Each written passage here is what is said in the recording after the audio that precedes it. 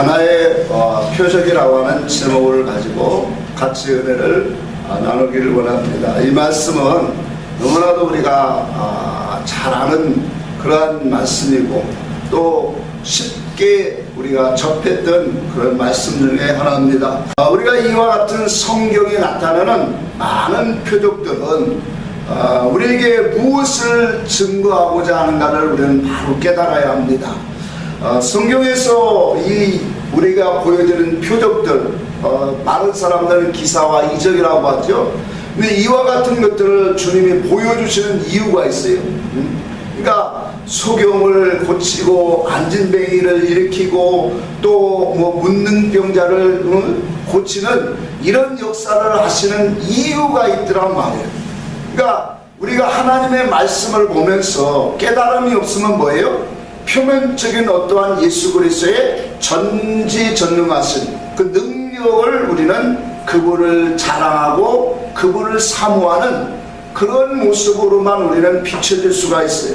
그러나 성경은 그보다 더 깊은 것들을 우리에게 증거하고 있다는 것을 우리는 항상 말씀을 통하여 깨달아야 합니다. 그래서 이와 같은 이 표적들을 성경에서 보여주시는 것은 첫 번째는 뭐예요? 예수가 그리스도이심을 나타내는 거예요. 예수가 육신을 입고 오신 예수가 바로 하나님의 메시아 구원자로 오신 그리스도이심을 나타낼 뿐만 아니라 그 속에는 바로 성도의 구원의 이치를 담겨놓은 이런 말씀들을 이 표적 속에 다 감춰주고 있다는 사실을 오늘 우리는 깨달아야 합니다.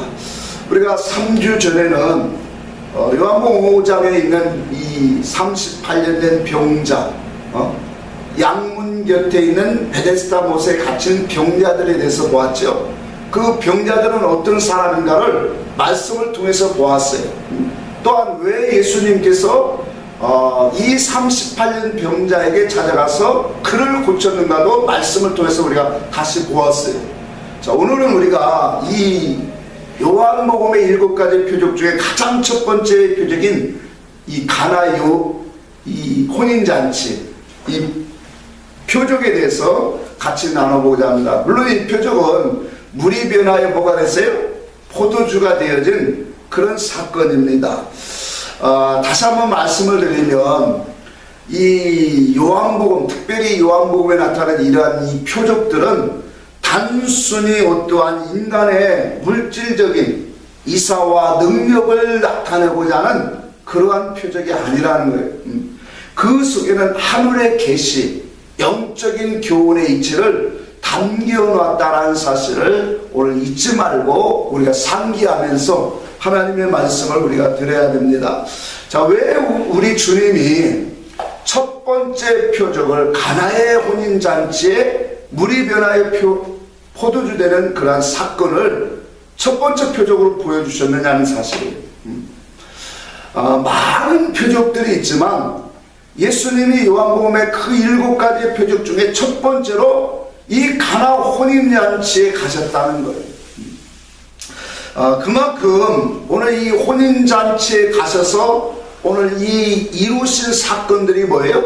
그만큼 중요하고 그만큼 이 속에 담겨진 영적인 교훈이 풍성하고 더 나아가서 우리 주님이 당신의 귀한 백성들에게 무엇인가를 증거하고 나타내고자 하는 가장 하고 싶었던 그런 의미가 담겨져 있다는 사실을 우리는 먼저 깨달아야 합니다. 그래서 오늘 이 가나 혼인잔치의 표적은 참으로 중요한 거예요. 오늘 말씀을 통해서 우리가 잘 깨닫는 그런 시간이 되기를 바랍니다.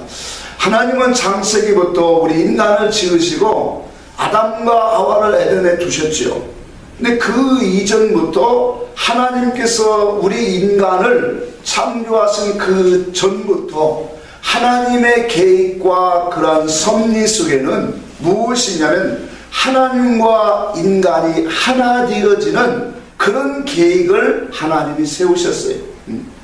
그래서 이 하나님이 우리와 성도와 함께 되어지기 위해서는 오늘 많은 것들의 그러한 역사적인 하나님의 구원의 이치가 필요한데 그 속에서 하나님과 우리가 하나 되어질 수 있는 그런 관계를 설명하시고자 하나님이 이 땅에 혼인이라는, 결혼이라고 하는 그런 것들을 이 땅에 먼저 보여주신 거예요.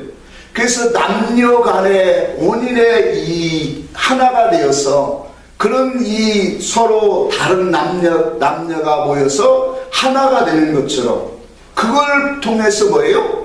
하나님과 우리가 하나 되어지는 그런 관계를 설명하시기 위해서 이 땅에 하나님께서 혼인이라는 것을 허락해 주신 거예요. 이것이 제 말이 아니라 에베소 5장에 보면 그렇게 나와요. 남편들아 아내를 사랑하고 또 아내들은 남편을 존경하라. 우리가 결혼식 때 많이 이용하는 말씀들이에요. 그러면서 뭐예요? 사람이 부모를 떠나 그 아내와 합하여 그 둘이 한 육체가 될지니 이 비밀이 크도다 그래요. 자, 여기 보니까 사람이 부모를 떠나 뭐가 된다고 했어요? 아내와 합하여 그 둘이 한 육체가 되어진다 그랬어요. 그러니까 한 육체가 되어지는 이 비밀이 아주 크도다 그렇게 말하면서요. 그러면서 사도 바울이 뭐라고 말하냐면 내가 그리스도와 교회에 대하여 설명하노라 말하노라 그렇게 말하는 거예요. 그러니까 남자와 여자가 서로 하나가 되어서 한 육체가 되어지는 것처럼, 하나가 되어지는 것처럼 오늘 그 이야기를 하면서 그리스도와 교회, 그리스도와 내가 하나 되어지는 관계성을 지금 얘기하고 있는 거예요. 이와 같이 오늘 우리가 하나님과 우리 인간이 하나가 되어지는 그런 하나님의 계획 속에서 성경이 계속적으로 와지고 있다는 사실이에요. 여러분, 우리가 이 세상에서도 결혼하는데 왜 남자가 부모를 떠나라고 했을까요?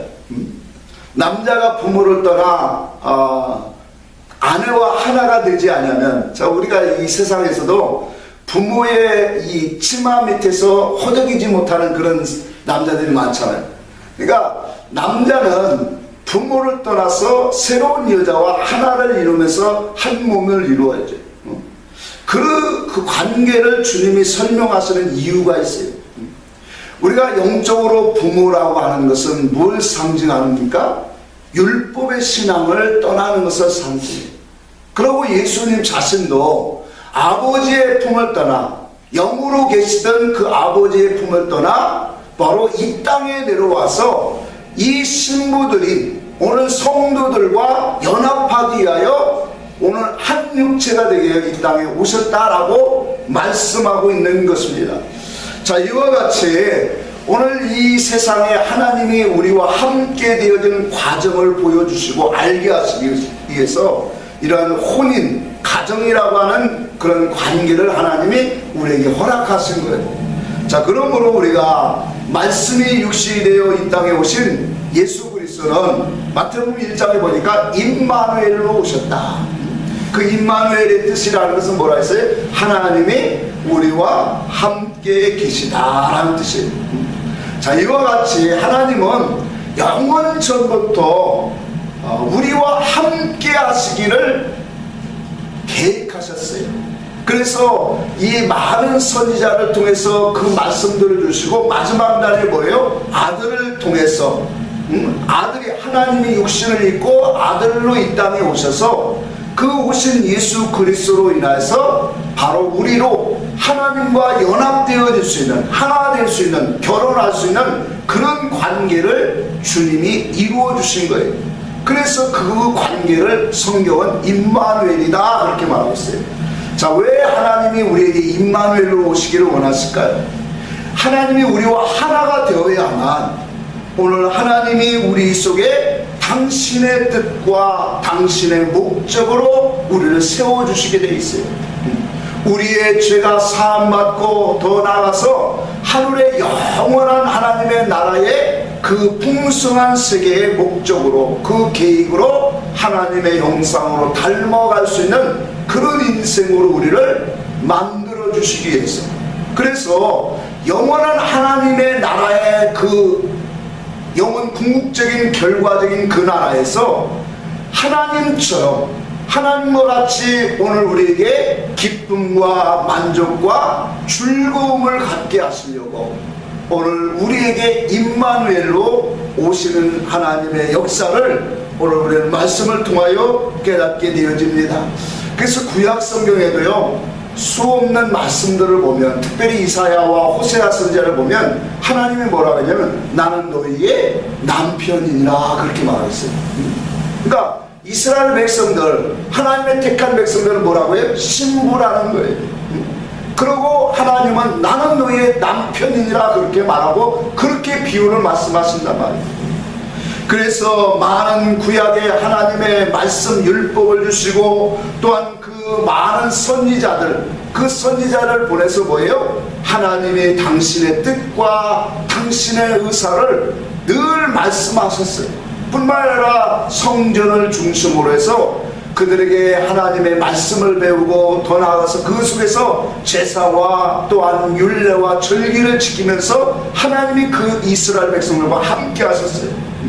자, 그러던 이스라엘에게 그렇게 당신의 백성들에게 찾아오셔서 그 백성들이 뭐예요? 남편 대신 하나님을 버리고 자꾸 행동을 해요. 그러다 보니까 마지막에 하나님의 결단하고 계획하신 그 뜻이 바로 뭐예요?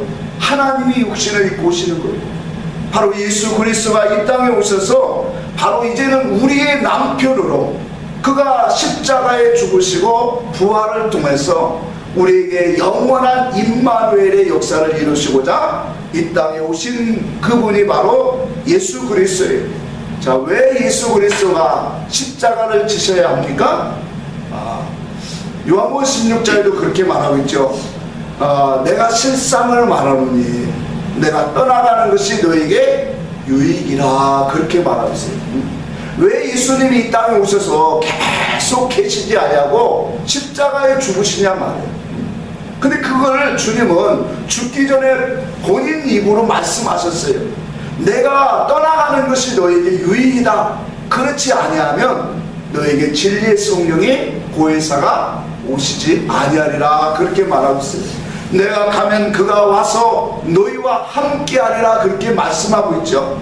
이와 같이 예수님께서 이 땅에 오셔서 오늘 우리와 함께 하시기까지 십자가와 부활을 통해서 이제 그 역사를 하나님이 이루시기를 약속하시고 계획하셨던 거예요. 자, 우리가 예수님이 이 땅에 계속 계신다면 너무나 제한적인 거예요. 유대 백성들에게 또 이스라엘 백성들에게 가는 곳곳마다 주님을 만날 수 있겠죠. 그러나 그분이 십자가에 죽으시고 부활하신 성령은 오늘 우리 안에 오셔서 뭐예요? 자기를 찾고 자기를 오늘 사모하는 모든 자들에게 그분은 성령으로 오셔서 그 안에서 뭐예요? 당신을 나타내 주시고 당신의 뜻을 세우시고 당신의 목적을 이루어가는 그런 삶으로 우리 안에 임마누엘로 오신다는 사실이에요. 자, 그래서 오늘 예수님이 이와 같은 목적을 이루려고 오신 분이다 말이에요. 그래서 예수님께서 이제 살아계실 때 요한복음 2장에 보면 성전에 처음 들어가셨을 때 이스라엘 백성들은 항상 하나님을 섬기는데 그 중심이 뭐라고 했어요? 성전이에요, 성전.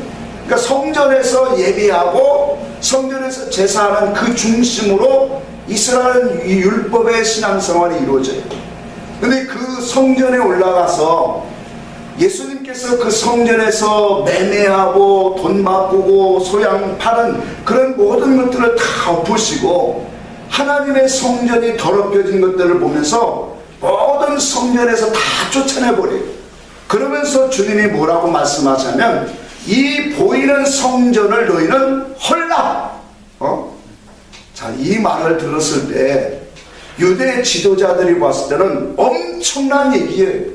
성전을 헐라. 지금 이 성전이 예수님이 가실 때 46년 동안을 지어진 성전이에요. 아직도 완성이 안 된 성전이에요. 그러니까 46년 동안을 성전을 지었으니 얼마나 크고 화려했겠어요.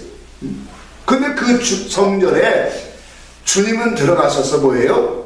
헐라 이렇게 말합니다.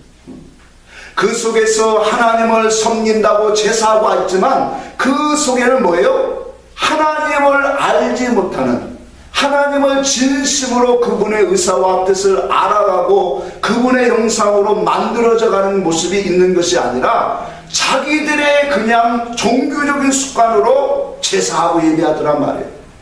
그러니까 오늘날도 마찬가지예요. 교회에서 우리의 예배가 하나님의 음성을 듣고 하나님의 뜻이 무엇인가를 깨닫는, 마가복음 13장에서도 말씀하신 이 사흘에는 어떤 일이 일어난다고 했냐면 완전해지리라, 그렇게 말해요. 완전해지리라.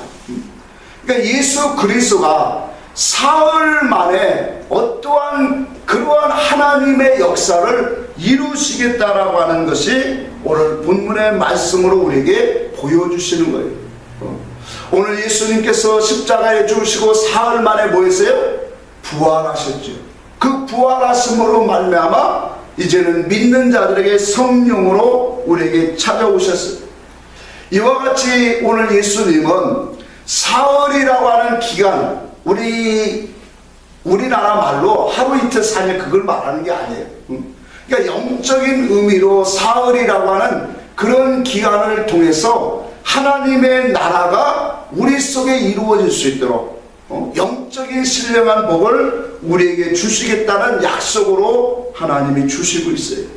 그래서 오늘 이 사흘이라고 하는 의미는 성경에서 우리에게 내포하는 말씀을 보면 이 사흘이라고 하는 것은 무엇을 말하냐면 회복되어지는 날이에요. 또 치료되는 날이고 완전해지는 날이고 구원을 이루는 날이에요. 더 나아가서 하나님의 뜻과 목적이 이루어지는 날이 3일이에요. 사흘이란 말. 그러니까 이 모든 것은 다 어디를 향하고 있어요? 예수 그리스도의 십자가와 부활을 향하고 있더란 말이에요. 예수 그리스도께서 십자가에 죽으시고 부활하시는 그 날에 바로 뭐예요? 우리가 온전해지고 치유되어지고 제사함 받을 뿐만 아니라 하나님의 그 임마누엘의 역사가 이루시겠다라는 것이 바로 사흘에 속해 주시는 의미인 거예요. 자, 왜 가나 혼인 잔치에 뭐라고 말씀하고 있어요? 여기에 오늘 본문의 말씀을 보니까 사흘 되던 날에 그랬죠. 그렇죠? 사흘 되던 날에, 사흘 되던 날에 가나 혼인 잔치에 가신 하나님의 목적을 우리는 알아야 된단 말이에요.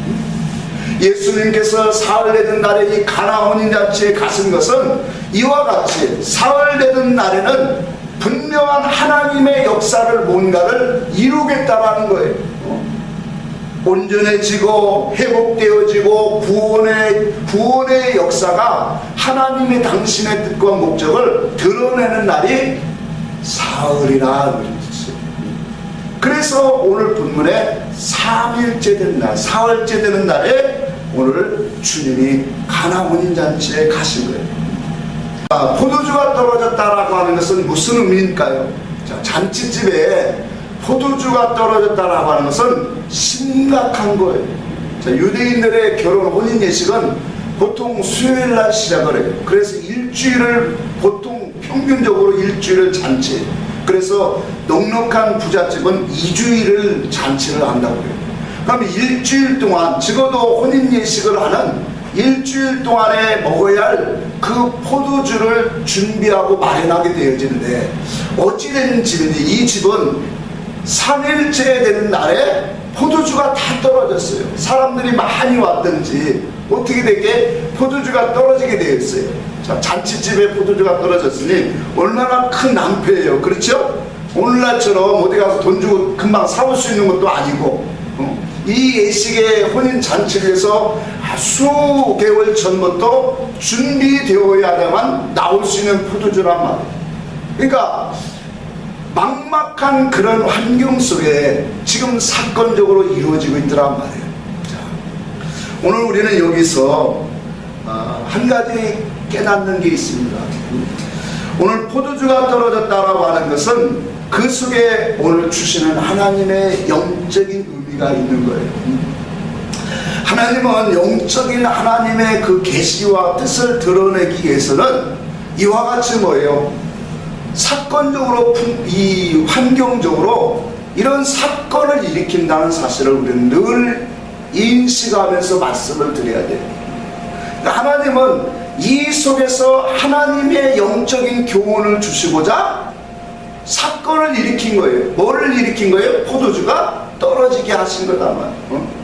그러니까 역사적으로 보면 사람들이 많이 예상했던 것보다 많이 와서 그 포도주에 준비한 것들이 떨어지게 되어진 거지만 하나님께서 뭐예요? 이와 같은 사건을 만들어서 포도주가 떨어지게 하신 거예요.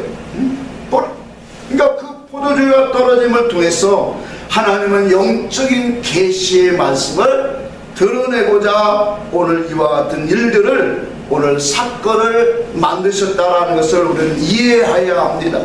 이와 같이 포도주가 잔치집에 끝났다라고 하는 의미는 무엇일까요? 오늘 영적으로 하나님과 우리와의 만남의 잔치를 한번 생각해 봅시다. 구약에는 어떤 잔치가 이루어졌어요? 하나님의 율법과 또한 성전 중심으로 선지자 중심으로 오는 하나님의 말씀을 외치는 잔치가 있었어요. 그런 잔치가 이제는 뭐예요? 율법 안에 이루어졌던 모든 잔치가 끊겨졌다라는 것을 의미해요. 그러면서 뭐예요? 이제는 하나님의 아들로 오신 예수 그리스도로 새로운 잔치, 영의 잔치가 이루어질 것을 뭐예요? 말씀하고자 하는 영적인 계시가 이 속에 담겨져 있다는 사실이에요. 오늘 이런 이 역사를, 이 포도주를 떨어지게 했을 때 그의 육신의 어머니인 마리아를 통해서 예수님에게 뭐예요? 네가 포도주가 떨어졌다고 하니 이곳에 뭐 하라는 거예요? 네 능력을 좀 나타내 보이라는 거예요. 오늘 마리아는 오늘 육신의 생각을 가지고 그가 그리스도 메시아라는 것을 익히 알고 있었기 때문에 오늘 예수에게 나아가서 이 혼인잔치집에 포도주가 떨어졌다 하니 네가 좀 해결 좀 해라. 그러면서 종들에게 이분이 예수님이 명하시는 대로 너희들은 무조건 따라 순종해라 그렇게 말을 해요. 오늘 이 마리아가 오늘 이 예수님에게 말씀하시는 그런 의미는 바로 그겁니다. 내가 메시아됨을, 그리스도임을 이 많은 사람들에게 증명해 보여라. 이러한 말씀에 오늘 주님이 말씀하신 것은 뭐라고 했습니까? 여자여 나와 무슨 상관이 있나이까. 그러니까 지금 마리아가 요구하는 그 목적은 무엇입니까? 육신의 문제를 해결하는 거예요. 잔치집에 이 포도주가 떨어진 것을 해결하라는 거예요. 근데 그 말씀에 주님은 나와 상관이 없다라고 말합니다. 오늘 이런 의미를 우리는 바로 알아야 돼요. 예수님께서 여자여 라고 하는 그 말은 자기 어머니에게 우리나라 말로는 여자여 하면 쌍스러워 보이잖아요. 그렇죠? 그러나 히브리 민족들에게는 그게 쌍스러운 얘기가 아니래요. 사전에 의하면 이 여자여라고 하는 귀내라고 하는 단어는 여인을 높여주고 존칭하는 단어래요. 그러니까 표면적으로 보면 무례하고 예의 없는 그런 모습으로 우리에게 비춰질 수 있어요. 그래서 예수님이 십자가에 못 박힐 때도 그 십자가 상에서 뭐예요? 마리아를 보면서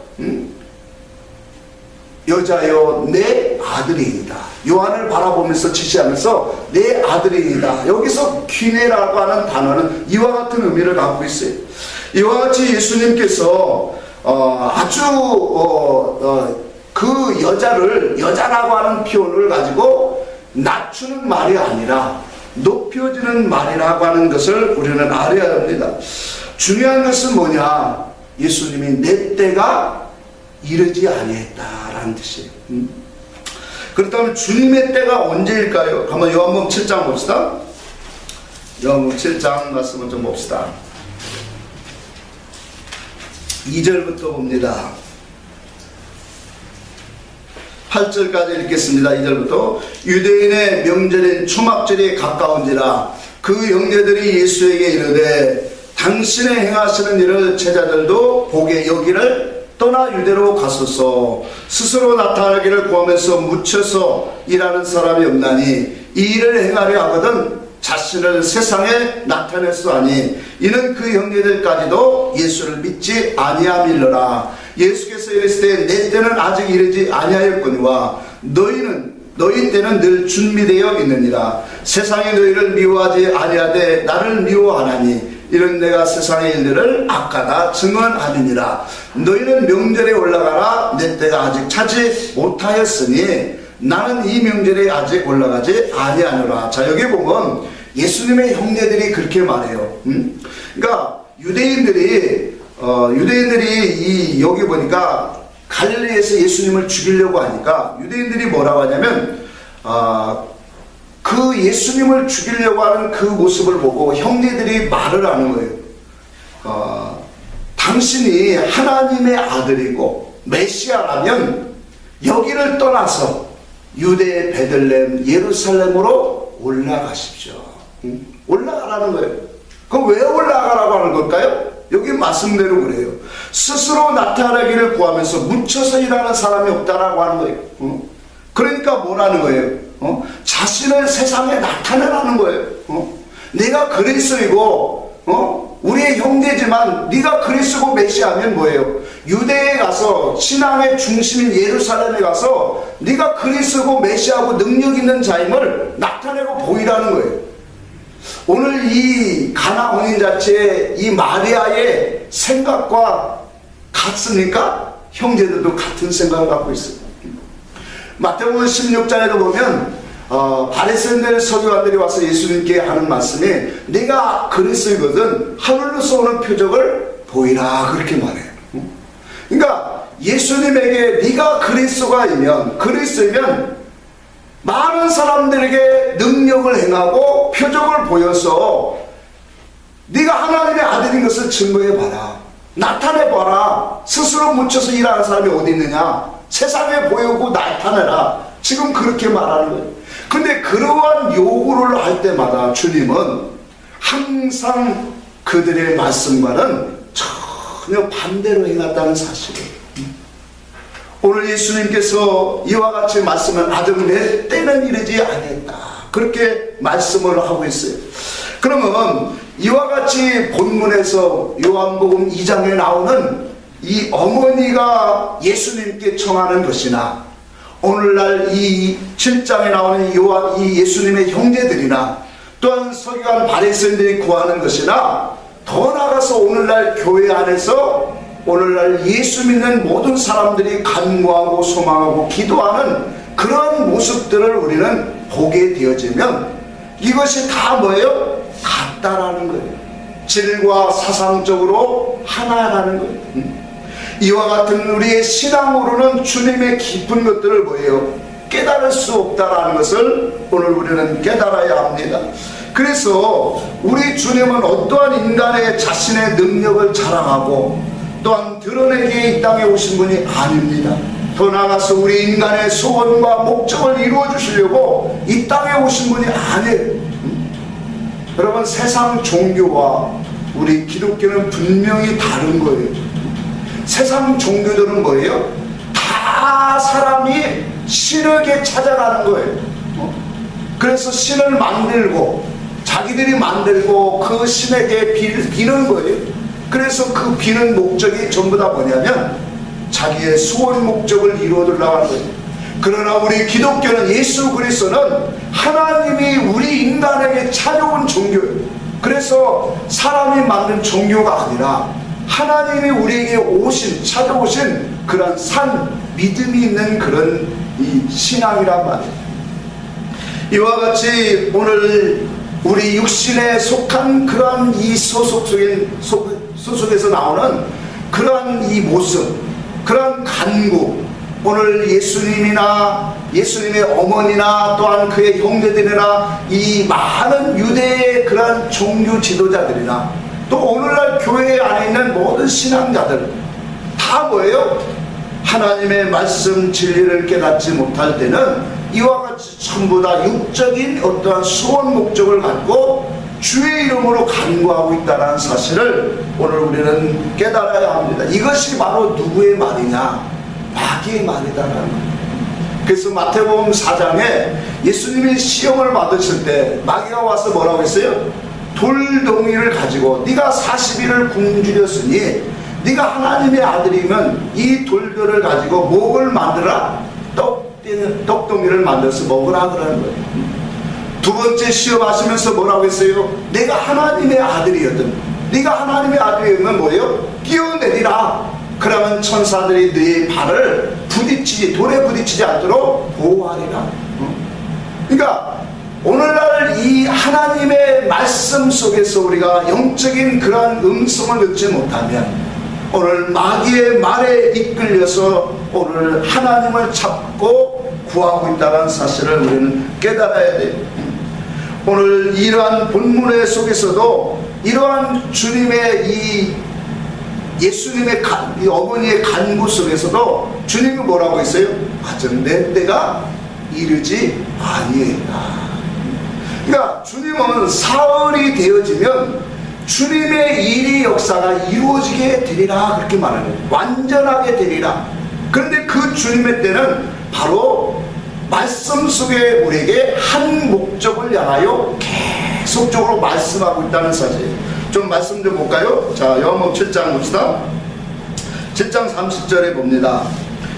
요한복음 7장 30절에 저희가 예수를 잡고자 하나 손을 내는 자가 없으니 이는 그의 때가 아직 이르지 아니하였음이로라 그렇게 말하죠. 여기서도 주님이 뭐라 해요? 그의 때가 아직 이르지 아니했다 그랬어요. 그러니까 많은 사람들은 주님 앞에 뭘 얘기한다고 했어요. 앞에서 말한 것처럼 네가 하나님의 아들이거든, 그리스도야 메시아거든, 그분으로 왔다면 많은 사람들에게 능력을 행하고 많은 사람에게 당신의 존재를 좀 밝히라 그렇게 요구를 하고 있더란 말이에요. 근데 주님이 말씀하기를 아직 나는 내 때가 이르지 아니했다라고 말해요. 8장 그 뒷장에 보면 8장 20절에도 보면 이 말씀은 성전에 가르치실 때 연복교회 앞에서 하셨으나 잡는 사람이 없으니 이는 그의 때가 아직 이르지 아니하였습니다. 요한복음 17장 1절에도 보니까 예수께서 이 말씀하시고 눈을 들어 하늘을 우러러 가라사대 아버지여 때가 이르러 싸우니 아들을 영화롭게 하사 아들로 아버지를 영화롭게 하옵소서. 한 구절만 더 보겠습니다. 12장 23절에 보니까 예수께서 대답하여 가라사대 인자가 영광을 얻을 때가 왔도다 그렇게 말했어요. 자, 요한복음 안에서도만 예수님이 때라고 하는 말을 자주 사용하셨어요. 그러니까 인자가 활동할 때가 온다, 영광을 받을 때가 온다. 그 때가 어느 때를 우리에게 보여주고 있죠. 자, 사람들은 걸핏하면 예수님에게 와서 예수님 어머니도 그렇고 예수님의 형제들도 그렇고 많은 유대 지도자들도 그랬어요. 유대 지도자들하면 오늘날 목사님들이에요. 그러니까 예수님 앞에 와서 한결같이 다 하는 말이 네가 하나님의 아들 그리스도가 아니냐, 그러면 능력을 통해서 나타내 보여라. 너의 때를 좀 한번 나타내 보여. 그러면서 그 때를 성경이 이렇게 말씀하고 있는 거예요. 오늘 주님이 그 하신 말씀의 때를 보니까 전부 다 주님이 말씀하시는 그 때는 언제를 향하고 있냐면 바로 십자가를 향하고 있더라는 사실. 예수님이 행하시고 나타내시고 이루시고 완전하게 하시고 하나님이 이루시는 그 역사를 이루시는 그 때는 바로 언제냐? 사람들이 바라는 그런 때가 아니에요. 사람들은 예수님이 이적과 표적을 일으키고 나라에서 애굽에서 그 노마에서 구원하는 그런 때를 말하고 있어요. 기다리고 있어요. 경제적인 그러한 이 해방을 바라고 있어요. 근데 예수님이 말씀하시는 내 때는 바로 십자가를 향하고 있더라고요. 죽음으로 가는 길이라고. 오늘 예수 그리스도는 이와 같이 모든 자신의 때는 십자가에서 자기가 죽는 것을 바라보고 말씀하고 있더라고요. 십자가의 죽음과 그의 부활을 통해서 하나님은 당신의 그 역사를 오늘 나타내 보이시겠다라고 말씀을 하고 있어요.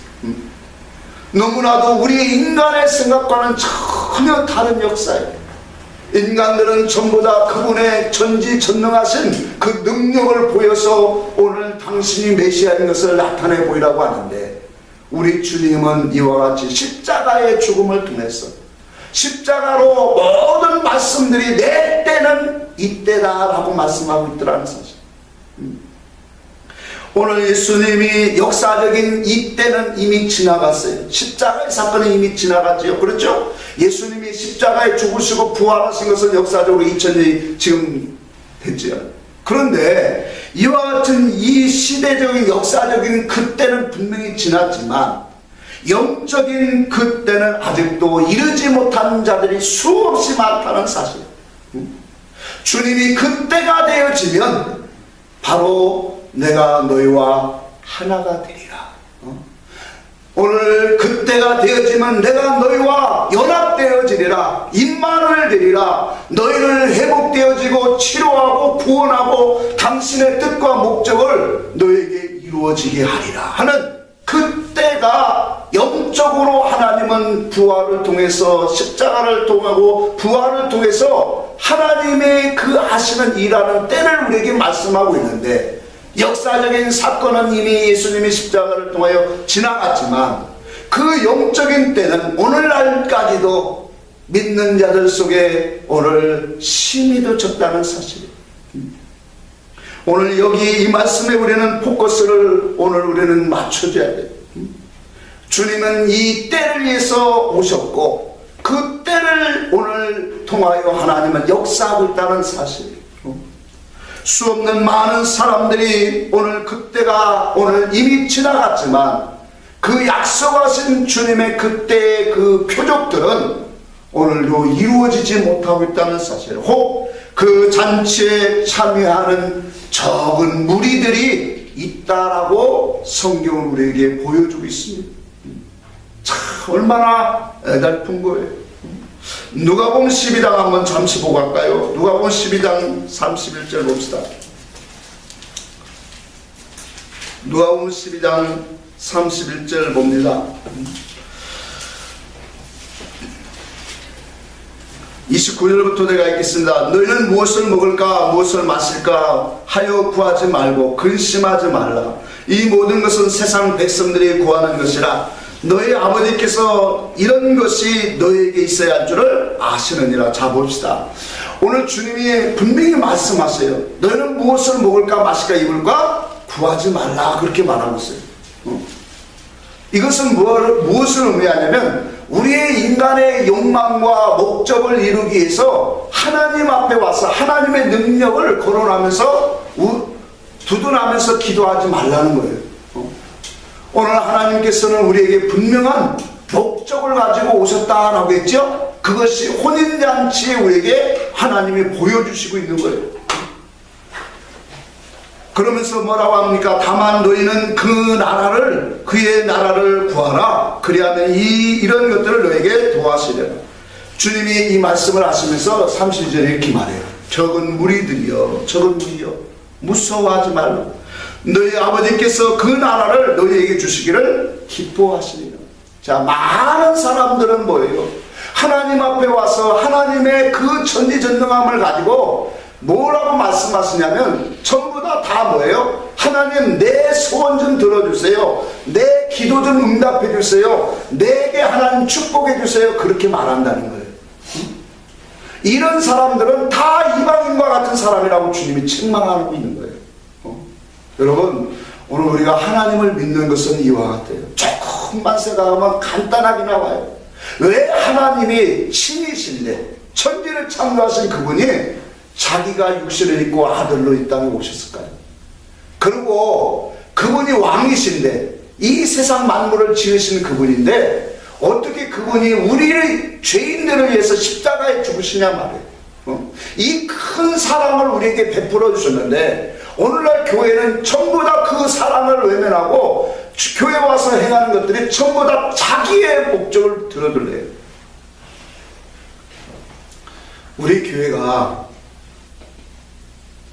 세상 사람들이 말하는 부흥이라고 하는 그 부흥이 안 될 수밖에 없는 거예요. 왜? 세상 사람들이 요구하고 간질간질한 등 가려운 것을 긁어주는 게 오늘날 교회가 되어버렸어요. 하나님 앞에서 우리는 참된 것이 무엇인가를 알아야 돼요. 그래서 우리의 삶 속에 이와 같은 하나님의 목적을 가지고 하나님 앞에서 많은 사람들이 이와 같은 모습으로 종교적인 신앙생활을 하고 있다. 그런데 그 중에 적은 무리가 있더라는 거예요. 그 적은 무리는 뭐예요? 그의 나라를 구하고 그의 의를 구하는 사람들이더라. 하나님을 알아가기 위해서 하나님의 진리를 구하고 하나님의 나라를, 하나님의 뜻을 알기 위해서 구하는 사람들이라. 오늘 우리는 어떤 사람입니까? 정말로 나는 하나님 앞에서 하나님 내 뜻대로 좀 이루어주세요, 내 자식들 잘 되게 해주세요, 그 기도만 하는 사람이에요? 아니면 어떤 사람이에요? 이건 이방인들도 하는 그런 기도라는 거예요. 우리의 기도는 뭐예요? 나를 위해서 십자가에 죽으신 예수 그리스도, 나를 위해서 그 아들을 아낌없이 내어주시는 그분의 사랑, 그분의 뜻이 무엇이길래 이와 같은 큰 사랑을 우리에게 베풀어 주시는가를 너는 깨달을 수 있도록 당신의 의와 그 나라를 구하라는 거예요. 그래서 주님께서 이렇게 말씀하는 거예요. 적은 무리여 무서워하지 말라. 너희 아버지께서 그 나라를 너희에게 주시기를 뭐 하신다? 기뻐하시느니라. 여러분, 우리가 하나님의 나라의 의와 그 나라의 참된 것을 구하고 찾는 자들에게 하나님은 무엇을 주시기를 원해요? 그 나라를 주시기를 원하고 있다는 사실이에요. 13장 그 다음 절 한번 볼까요? 그 다음 장 13장 봅시다.